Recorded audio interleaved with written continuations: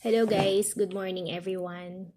Narinig niyo na ba yung isa sa mga lesson ni Jim Rohn na lagi niyang sinasabi, be a student, not a follower. Usong-uso kasi ngayon sa mga social media, 'di ba? Follow tayo ng follow, click tayo ng click nung button na follow or like or subscribe. Okay naman yun, wala namang problema doon. Nasabi ko lang. Pero yung lesson dun sa isa sa mga itinuturo ni Jim Rohn tungkol nga dun sa be a student not a follower. Natutuwa ako doon kasi parang yung tao na pinagsasabihan ng ganon ay binibigyan ng chance na mag-isip at timbangin ang mga bagay-bagay. Pag kasi follower tayo ng maski na sinong influencer, sinong tao, sinong leader, sinong presidente, or sinong mataas sa atin, or sinong teacher, ibig sabihin nun, sinusunod natin lahat-lahat ng mga bagay na sinasabi nila. Maski nga sa mga parents natin, 'di ba? Follower tayo. Well, wala namang problema doon sa parents natin kasi syempre parents natin 'yan.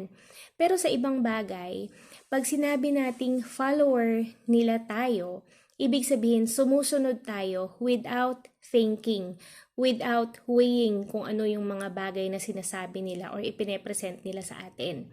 Pero kapag sinabing student, yung student, 'di ba, ibig sabihin nun mag-aaral or sila yung tao na nag-aaral para matuto.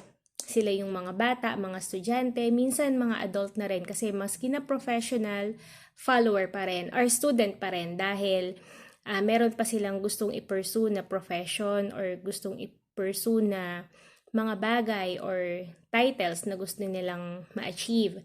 So kapag follower tayo, wala tayong iniisip kundi sumunod ng sumunod. Pero kapag tayo ay student, inaaral natin at tinitimbang natin yung mga bagay sa paligid natin bago tayo mag-isip kung ano ba talaga yung gagawin natin.